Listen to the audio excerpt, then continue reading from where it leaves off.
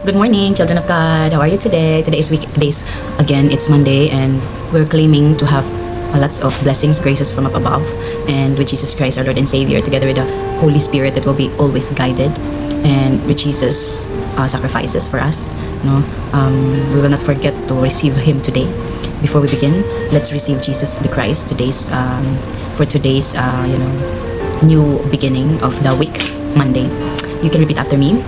Lord Jesus the Christ, forgive us from all our sins and shortcomings in our thoughts, in our words, and in our actions.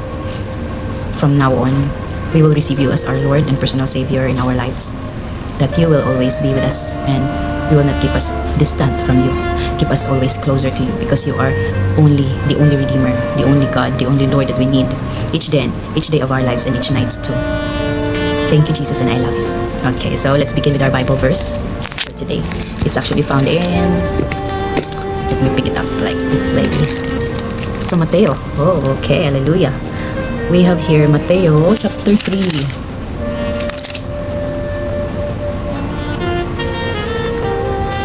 Okay, chapter 3, verse 11. Verse 11. Okay, chapter 3, Matthew chapter 3, verse 11. It says here, I baptize with water those who repent of their sins and turn to God. But someone is coming soon who is greater than I am, so much greater than I am not worthy even to be his slave and carry his sandals. He will baptize you with the Holy Spirit and with fire. Hallelujah! It's all about the story of John the Baptist. Yes. Nangutan naman gud sa iya nga mga Pharisees, mga pari sa una bang panahon ni Jesus. Nangutan na sa iya nga, kinsa bagid ka? Ikaw bagid ang Ginoo. No, ana din si John the Baptist na I baptize with water. Siya gid ang taga-baptismo, kanang taga-baptize sa mga magpabunyag. Siya ang gadu sa sacrament of baptism during the time of Jesus. So Jesus is already around kuan pa na siya ani mga 1918 pabaptize si Jesus, no? Correct me if I'm wrong. So dako na si Jesus na pabaptize kanang John the Baptist, and ingon pa si John the Baptist here, but someone is coming soon, hallelujah, who is greater than I am, hallelujah. So sa kaning statement, si John the Baptist is nagpakumbaba nga dili din siya ang Ginoo nga kanang Messiah or messenger or special prophet, special someone nga ginahulatan sa mga tao, no? Ginahulatan sugod pa lang sa Old Testament, si Jesus Christ.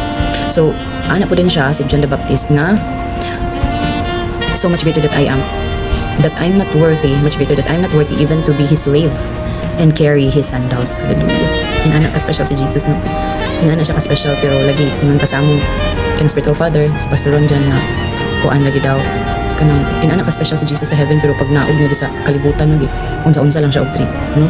Thousands and millions, billions of angels nagahulat kang Jesus to kanang mukuman si Jesus ilaha, but wala na nakalaban si Jesus, no? Free ra gyud si Jesus that time to walk, to pass through people, pero ang iyang pag-pass through the life of people is na siya gipambilin ng mga blessings, no? So he will baptize you with the Holy Spirit and with fire. Hallelujah. So si Jesus di ay once na nabaptize na siya na ang magadala sa kanang Holy Spirit. Siya na nagdala ato sa Holy Spirit and with fire pagyud, with fire nga bisan kinsa man ang muduol sa iya mag-tremble, bisan kinsa man ang mga form sa kaaway muduol sa iya mga guba. Hallelujah. So that's how Jesus is so powerful. I am so thankful for this Bible verse kay ma-remind ta ani on how to be humble ourselves, you know, as John the Baptist humbles himself, never even entitled himself as kanang with title, like ningon gyud siya nga mo baptize ra ko sa isa ka person nga much greater and dili siya worthy even to be his Jesus slave or to carry his sandals, no? Grabe gid si Jesus. Imagine makauna ka nga dili maskin sa pag-carry sa iyang sandal dili ko worthy kay ang taga-carry sa iyang sandals ni Jesus or taga bantay kan Jesus or even taga kanang assist kan Jesus kay mga angels na higher level of angels na, no? Kaso di man gasalig si Jesus sa mga angels good.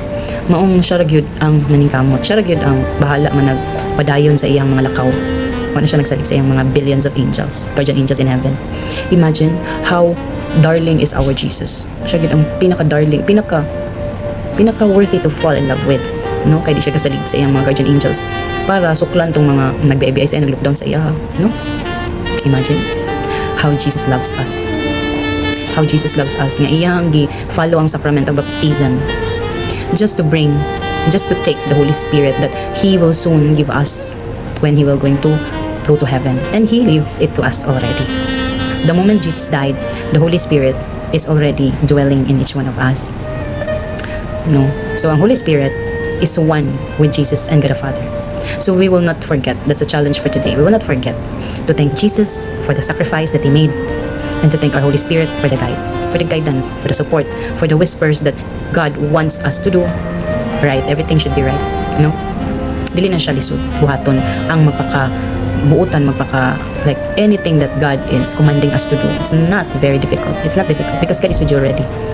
The Holy Spirit is with us already. The Holy Spirit will guide us all the way. Okay? So, that's all for today, and be blessed.